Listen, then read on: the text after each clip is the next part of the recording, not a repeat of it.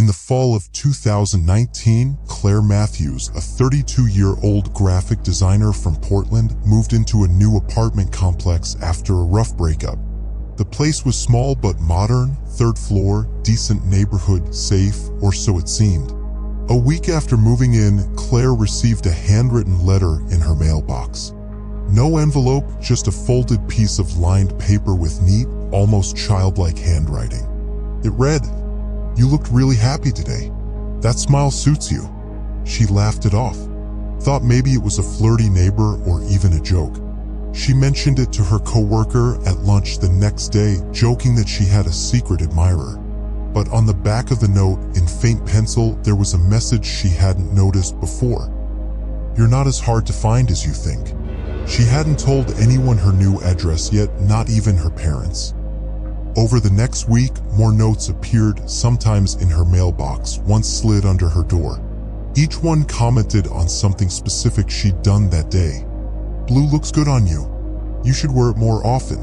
You stayed up late last night. That movie wasn't worth it, was it?" Claire didn't own any kind of public-facing social media. Her windows were usually closed and she lived on the third floor, no direct line of sight into her place unless someone had binoculars or a drone. She asked the property manager if any security cameras covered her hallway. They didn't. Only the front entrance had a cam, and footage was only kept for 48 hours. She didn't want to seem paranoid, so she didn't report the letters. Instead, she started keeping her own log. What she wore, when she left, what she watched. Then she'd compare the next note. Every time, the writer was right. Someone was watching her. Closely. And consistently. She bought pepper spray and started double-checking her locks at night. Still, she told herself it was just someone playing a weird prank. Then she found the Polaroid. It was wedged behind her windshield wiper when she left work late on a Thursday evening. A Polaroid photo, unlabeled, no note. It was a picture of her, taken from behind, maybe 30 feet away. She was unlocking her apartment door. The timestamp on the bottom corner read 2 nights ago, 9:42 p.m. Her stomach dropped. Claire hadn't told anyone where she worked either. She drove a different route home most days. But clearly, none of that mattered. Someone was tracking her movements. She went straight to the police. The officer on duty took her statement, bagged the photo, and told her they'd look into it. But with no direct threat, no suspect, and no video evidence, they couldn't do much. She pushed for more, but the tone changed, like they thought she was exaggerating, maybe even doing it to herself. She walked out of the station feeling worse than when she'd walked in. That night, she left every light on in her apartment and barely slept. At 3:12 a.m., her phone buzzed. An unknown number. A text. "I liked the blue curtains better." Her new curtains had been up less than 24 hours. Claire felt the bottom drop out of her world. She had replaced the curtains the previous afternoon, white with a faint geometric pattern, thicker to block out light. Only someone with a direct view into her apartment could have noticed that change. And they had to be close. The next morning, she took action. She set up her laptop facing her window and started a video call with herself on a second device, recording constantly. She also placed a small mirror outside her window ledge angled toward the building across the street. She spent her evenings scanning the footage and watching the windows across from her, floor by floor. Most were empty offices or dark residential units, but 2 had a consistent light at night, always drawn blinds, with a single window slightly cracked. One night, just past 11, she caught movement. A silhouette stepping back from the cracked window, almost like they realized they'd been seen. She replayed the clip again and again, couldn't make out a face, but the outline of a man was clear. Claire took her laptop and the footage to the property manager. She demanded to know who lived in the apartment across the street, 3rd floor, opposite her bedroom window. The manager looked confused. Then he said something that made her skin crawl. "That unit's been empty for months. No one's rented it since last summer." Claire Preston. "Are you sure it's empty? I've seen lights on at night." The manager shrugged. "Could be a maintenance light. We leave them on sometimes to make units look occupied." But Claire had seen movement. Someone had been in that apartment. She called the non-emergency police line again and insisted they check the unit. The officer met her the next day with the manager. They unlocked the door and stepped inside together. The apartment was cold, silent, and stripped bare. No furniture, no trash, nothing. The windows were shut and locked. But Claire walked straight to the one that faced her own building. The blinds had a faint smudge, skin oil, maybe from someone pressing their face or hand there. And on the windowsill, she spotted something small and out of place. A screw. Just one. From a camera tripod. The officer took it, wrote a basic report, but again, with no break-in, no cameras, no suspect, they couldn't do much more. Claire was furious. She asked about fingerprints, but the unit had been cleaned months ago, nothing usable left behind. Still, something had changed. The text stopped. The notes stopped. No more Polaroids. It felt like whoever had been watching her backed off. Until 2 weeks later, she got a package. No return address. No name. Just her first name on a sticker in that same neat handwriting. Inside was a single item, a flash drive. Claire stared at the drive for almost an hour before plugging it into an old laptop she hadn't used in months, one she never connected to Wi-Fi. There was only one file on it, a folder labeled "For Claire." Inside were 47 images. Some were clearly taken from a distance, walking to her car, standing at her window, shopping at the corner market. Others were much closer. Her brushing her teeth, sleeping, reading in bed. One photo showed the inside of her apartment. From the angle, the camera had to have been placed inside her living room, aimed through the kitchen toward her bedroom door. Her mouth went dry. She clicked through them again, looking for clues, reflections, shadows, anything. But then she hit the last photo. It was taken from behind her, just 2 feet away. She was sitting at her kitchen table, hair tied up, scrolling through her phone. She had no idea when it was taken. No clue someone had been that close. She screamed and slammed the laptop shut. This time, she didn't go to the local precinct. She drove straight to the FBI field office. The flash drive, the photos, the footage, everything. They took her seriously. They started an investigation that night. But whoever it was, they were already gone. 2 nights after she handed over the flash drive, Claire stayed at a friend's place. She couldn't be alone, not after those photos. When she returned to her apartment the next morning, nothing looked out of place. No forced entry, no broken locks. But as she walked in, she froze. The curtains were gone. Not pulled back, gone. Removed entirely, the rods still there, hooks swaying gently. She backed out, heart racing, and called the FBI contact immediately. They told her not to go back inside, to wait outside until agents arrived. Within 30 minutes, her apartment was crawling with forensics. This time, they found something. In the HVAC vent in her bedroom closet, stuffed deep behind the filter, was a small, battery-powered camera. Dead now, but still recording capable. It was rigged with a cheap motion sensor and a basic micro SD card. And there was more. In the drop ceiling of the hallway closet, something she'd never looked into, there was an old duffel bag. Inside, black gloves, duct tape, a roll of cash, and more photos. But not of her. Photos of another woman. Different apartment. Different city. Same style notes. Same handwriting. The agents went quiet when they saw that. Claire asked what it meant. One of them finally said, "We think he's done this before." The investigation revealed something chilling.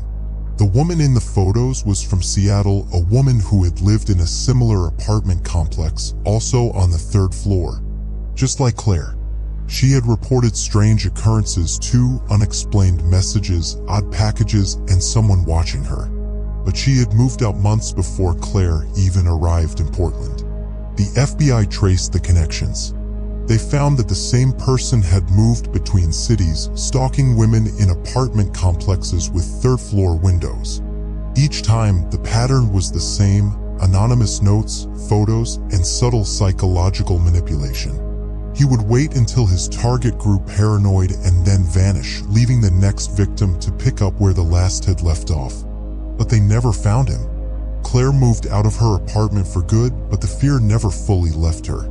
The FBI followed every lead, but it was as though he had vanished into thin air. No one knew his name. No one knew what he looked like. Her case became just one more cold file, and despite their best efforts, they couldn't find him. For months, Claire's paranoia continued. She checked her windows obsessively, and even when she moved to a new city, the thought that he was still out there lingered. It had been years since, but there were times when she swore she saw familiar faces in the crowd. And then, one day, her phone buzzed. An anonymous text. "I liked your new place. I'm sure it's perfect." On a Tuesday morning in October 2019, Jamie Watkins got a voicemail from her own number. She was halfway through her shift at the coffee shop when her phone buzzed with the alert. She stared at the screen for a second, confused. Missed call, Jamie Watkins mobile. That alone was weird. But when she saw it had left a voicemail, she stepped into the back hallway to listen in private. The message was only 3 seconds long. No words. Just breathing, slow, steady, and close to the mic. Then a quiet rustle like someone adjusting their grip on the phone. And then, nothing. She played it 3 more times, trying to hear something, anything that would make it make sense. Her heart was starting to race, but she told herself it was just a glitch. A pocket dial. Maybe even a spoofed number. Happens all the time, right? That afternoon, she mentioned it to her roommate Kelly, mostly as a joke. But then Kelly went pale and said, "Wait, this morning were you in the apartment around 7:15? Jamie shook her head. "I left for work at 6:45. Kelly stared at her. "Because someone was in your room. I heard footsteps in there. I thought you came back for something." Jamie didn't say anything. She just slowly picked up her phone and hit play on the voicemail again. They both listened to the breath on the line. Jamie didn't sleep that night.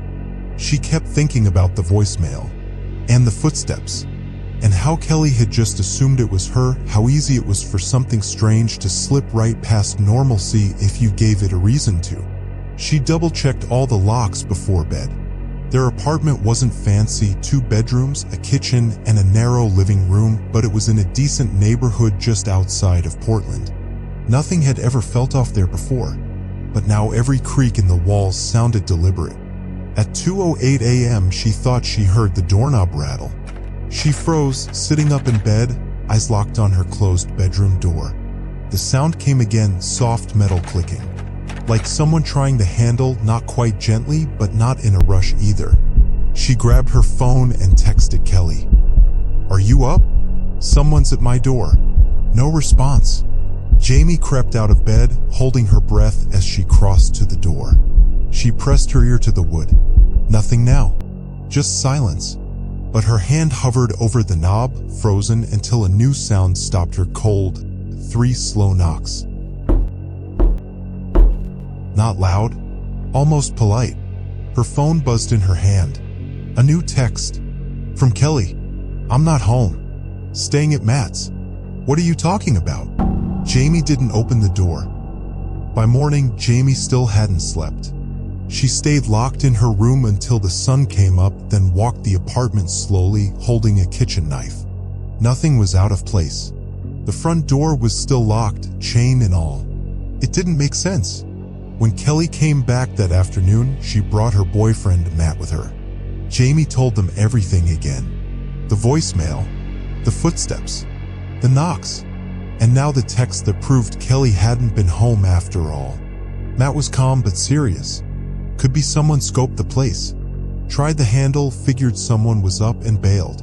That was a theory, but it didn't explain the voicemail. Jamie called her phone provider, trying to trace it.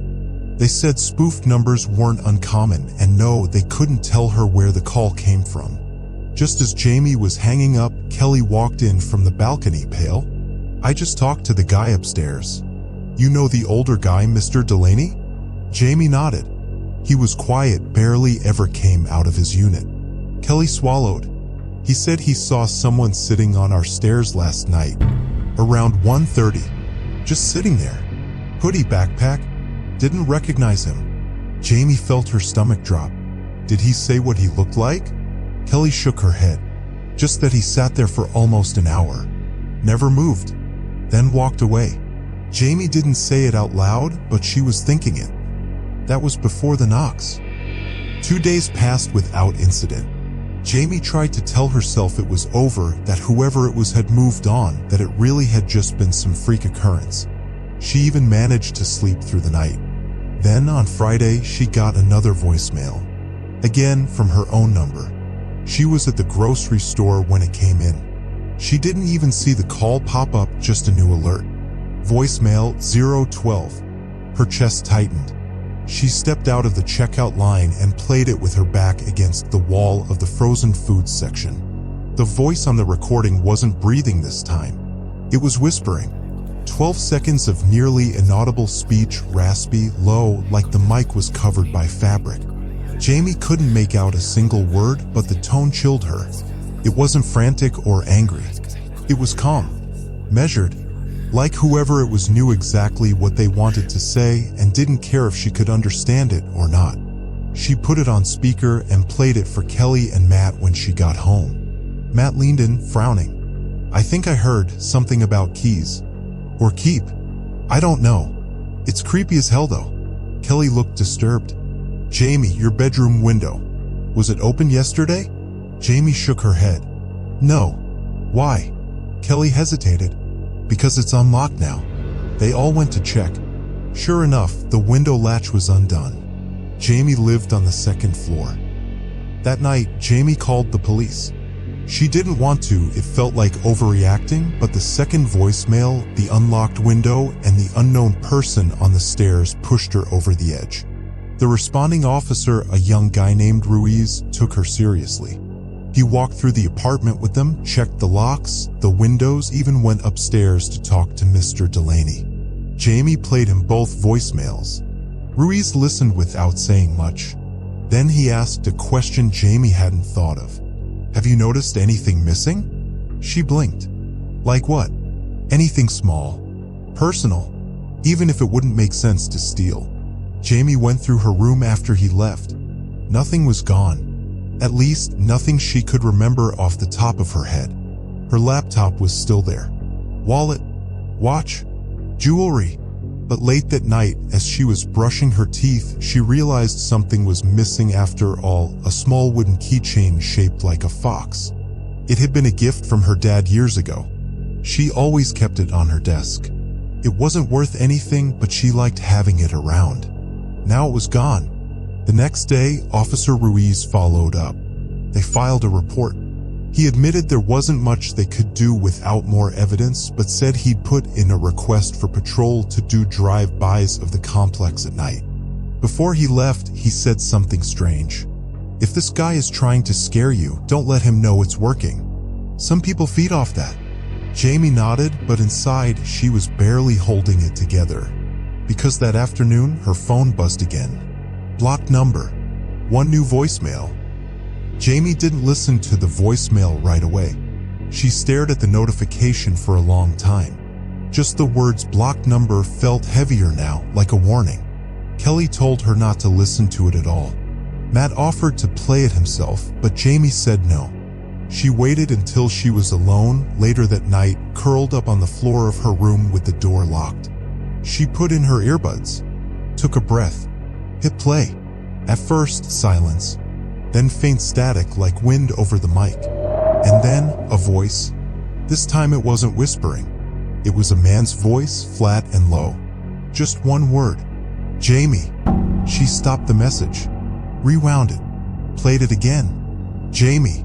The voice was familiar in a way that made her skin crawl, not because she recognized it, but because it felt like it had been near her before. Close. At some point. Maybe in line behind her. Maybe in the same aisle. Something ordinary, unmemorable. That was the worst part. The message ended after that one word.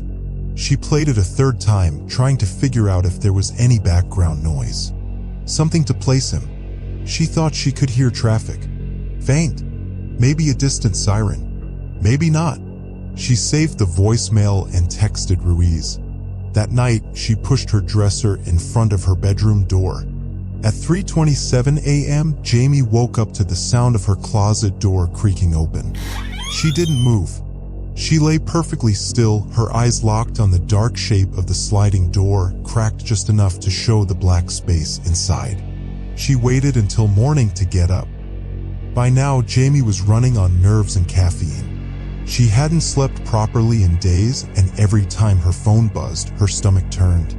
But there had been no new voicemails in over a week. Then Officer Ruiz called her, not to ask questions, but to tell her something. "We pulled surveillance from your building's parking lot," he said. "From the night you got the second voicemail, the whisper one." Jamie sat down. "Okay. There's not a great angle on your unit," he continued, but at around 1:40 a.m. a guy walked into frame. Hoodie, dark jeans, backpack. He stopped at the bottom of your stairwell. Jamie didn't speak. He sat down and waited, Ruiz said. About 30 minutes in, he pulled something out of his pocket, held it up to his face. Jamie already knew what he was going to say. "A phone. He made a call at 2:12 a.m. That matches the timestamp on your voicemail." Jamie's throat felt tight. Did he look at the camera? "No," Ruiz said. Kept his head down.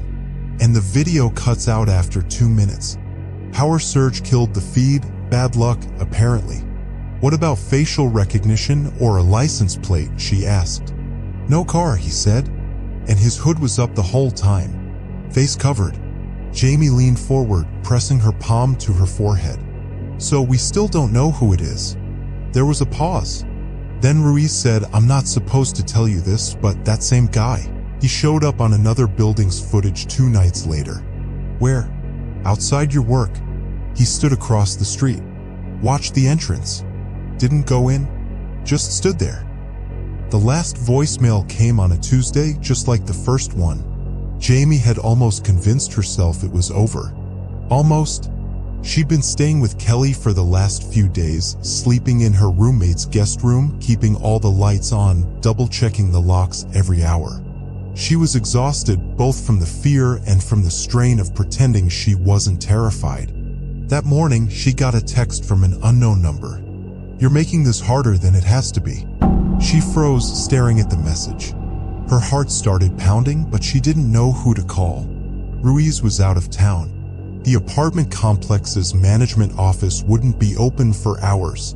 She had no idea where to turn. A second text came through almost immediately. "It's not too late to leave." A chill ran through her. Jamie texted back, her fingers shaking. "Who is this?" She waited. The phone felt heavier with each passing second. Then the reply came. "You already know." She tried calling Ruiz, but it went straight to voicemail. She texted Kelly. "Matt." No responses. Fingers trembling, she opened the door to the guest room and stepped out into the hallway. That's when she heard it. The sound of footsteps outside her window.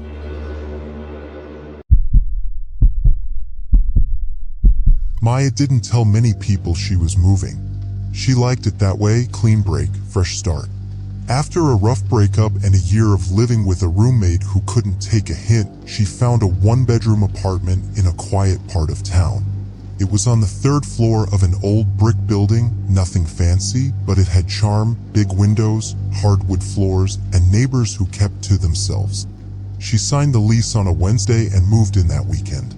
The landlord, Mr. Halbrook, was in his 70s, polite but a little stiff.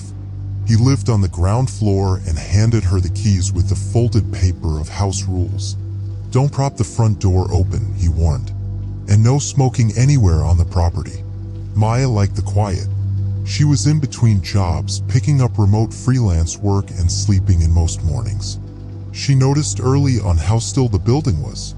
No footsteps above her, no parties, not even a TV through the walls. For a building with 6 units, it felt oddly empty. She brushed it off. Quiet was good. Quiet was what she wanted. But after her 3rd night, something started nagging at her. Each morning when she woke up, the chain lock on her door was unlatched. She always locked it before bed. At first, Maya thought she was just being forgetful. She was tired from the move, her sleep schedule was off, and she'd been drinking more coffee than usual to stay alert for freelance deadlines. Still, by the 5th morning in a row, she started paying closer attention. Before bed, she made it a ritual: deadbolt, chain, then test the knob twice. She even snapped a photo with her phone to prove it to herself. Chain locked. Timestamp. She wasn't losing it. The next morning, she checked the photo, chain locked at 11:46 p.m. Then looked at the door, chain hanging loose. She stood there staring at it, heartbeat climbing. The deadbolt was still turned, but the chain had been slid off the latch. She lived alone. The only other person with a key was the landlord, Mr. Holbrook. Trying to calm herself, she reasoned maybe it was faulty hardware. Maybe the vibration from the hallway door closing could shake it loose. She went online, searched forums. Some people mentioned old chains loosening on their own. Sounded like a stretch, but she bought a new one anyway. That night, she installed it tight, stiff, and unmistakably secure. In the morning, unlatched. Again. That's when she stopped brushing it off. Maya didn't sleep that night. She left the lights on in the hallway and sat in bed with her phone in her hand listening. Every little sound, the creak of the radiator, the groan of the building settling, made her jump. Around 3:30 a.m. she got up and did something she hadn't done since she moved in. She inspected the place like it wasn't hers. Like someone else had been here before her and maybe hadn't truly left. She checked under the sink, the closet, inside the old kitchen cabinets that stuck when they opened. Nothing. But when she got to the hallway coat closet, something clicked. The back panel looked newer than the rest, like it had been replaced. She tapped it and it sounded hollow. The panel wasn't screwed in, just wedged. Maya slid a flathead screwdriver behind it and pried gently. The panel popped free with a soft groan of wood, and behind it was a narrow crawl space. It was dusty, cramped, only about 2 feet deep, lined with insulation and dark wiring. But there was something inside: a small, folded blanket, a plastic water bottle, and an empty energy bar wrapper. It was recent. Someone had been in there, living, or at least hiding. She put the panel back and stepped away, heart in her throat. Then she grabbed her phone and called the police. The cops showed up 20 minutes later. 2 officers, one older, one young, tried to keep it low-key, but Maya could tell they didn't love what they saw. They checked the crawl space, bagged the blanket and wrapper, and asked her to stay with a friend for the night, just in case. No sign of forced entry, nothing stolen, but the fact that the chain lock had been undone? That meant someone had been inside her apartment while she slept. They questioned the landlord, Mr. Holbrook, who insisted no one else had keys and that the building was secure. Only way in is through the front or back doors. And I don't hand out spares, he said, a little too quickly. Maya didn't buy it. Before she left, she asked the officers if they'd checked the building's security cameras. That's when Holbrook finally said it. There aren't any. I've never needed them. Maya packed a bag and crashed on her friend Allie's couch that night. She didn't sleep. Couldn't. Her mind kept looping back to that crawl space and the thought that someone had been hiding just feet from where she lived, cooked, showered. And the worst part? The cops didn't find him. Maya didn't go back to the apartment for 3 days. The police said they'd increased patrols near the building, but without a suspect or evidence of a break-in, there wasn't much more they could do. She considered breaking the lease. But where would she go? Rent was high everywhere, and her savings weren't bottomless. So she did what a lot of people do when they're scared. She tried to be practical. Bought a motion-activated camera for the living room. Installed a second deadbolt. And before she returned, she asked Allie to come with her just in case. The apartment felt different when she walked back in. It wasn't just the paranoia, it was something else. The air had that dry, closed-in quality, like it had been undisturbed for a while. Nothing was out of place. Her dishes were still in the rack. Her blanket folded at the edge of the couch. But that night, as Allie slept on the pull-out sofa and Maya lay awake in her bed, they both heard it. Soft footsteps. Slow. Pacing. From above. But Maya lived on the top floor. They both froze. Allie whispered, "Did you hear that?" Maya nodded in the dark, not moving. Her camera hadn't sent any alerts. Her locks were still bolted, but the footsteps continued crossing above the ceiling, then stopping. Silence. The next morning, they went upstairs. Just the roof access door. Locked. And according to Holbrook, nobody had the key but him. The next night, Allie went home. Maya didn't blame her, she'd stayed longer than most would. Maya double-checked every lock, placed a chair under the doorknob, and sat her phone next to her bed with the security app open. Around 2:12 a.m., her phone buzzed. Motion detected, living room. Maya sat straight up. She hadn't heard anything. No footsteps. No creaking floors. But her heart was hammering. She opened the app. The still frame loaded first, just a dim shot of her living room. The camera faced the hallway, angled slightly toward the front door. Then the clip started playing. At first, nothing. Then, movement. From the right side of the frame, just barely, something shifted. A sliver of shadow. Then a head low to the ground. Someone was crawling. Slowly, carefully, staying beneath the camera's line of sight. They moved like they knew the room. The figure paused, waited, then crawled backward out of frame. Maya's throat went dry. She grabbed her keys and left the apartment immediately, barefoot, phone in hand. She didn't even stop to put on shoes. By the time the police arrived, the place was empty. No one in the closets. No sign of forced entry. Crawlspace panel still closed. The only thing the cops found? The chair she'd wedged under the doorknob had been quietly set aside. Maya didn't go back. Not for a week. She stayed at her cousin's place across town and kept checking the camera feed every night. Nothing. Silence. Until the 7th night when she had an idea. She went to the hardware store the next morning, bought a tiny Bluetooth speaker and a second camera, this one disguised in a smoke detector. Then, late that evening, she returned to the apartment. Just for a few minutes. Just long enough to set it up. She placed the speaker inside the crawlspace and mounted the hidden camera on the hallway ceiling, pointing directly at the closet. The plan was simple: play a sound remotely, faint footsteps, like someone walking, and see if anything stirred. She waited until 2 a.m., then tapped play on the sound file. It echoed faintly from inside the crawlspace, slow, muffled footsteps. The hallway feed remained still for a long, long moment. She almost thought it didn't work.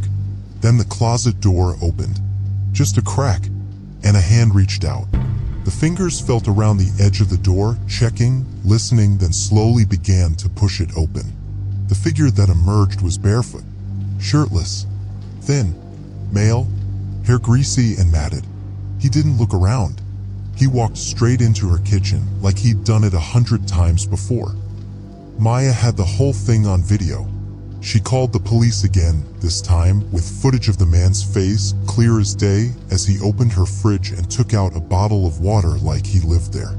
The hidden camera caught him looking up briefly, eyes scanning the room like he was making sure she wasn't home. Like he knew her schedule. Officers responded fast. Within an hour, they were in the building. Maya waited in a patrol car outside, watching through the window. They didn't find him in the apartment. They found him under it. A narrow maintenance crawl space behind the laundry room had a broken vent that led into the building's main wall.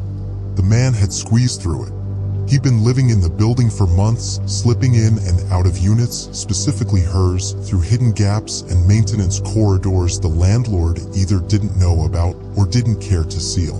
He didn't have ID. No known address. Just a backpack full of old food wrappers, a screwdriver, and a folded-up copy of her lease agreement. He'd been watching her since before she even moved in. The cops said she was lucky. The guy didn't resist. Barely spoke. Just kept muttering the same thing over and over. She never saw me. Not once. Maya never moved back. She broke the lease, changed her number, and left the city entirely. Sometimes, though, when she's in a hotel room or staying at a friend's, she still checks behind the closet panel. Just to be sure. Because the worst part wasn't that he was in her apartment. It's that for weeks she lived with him and had no idea.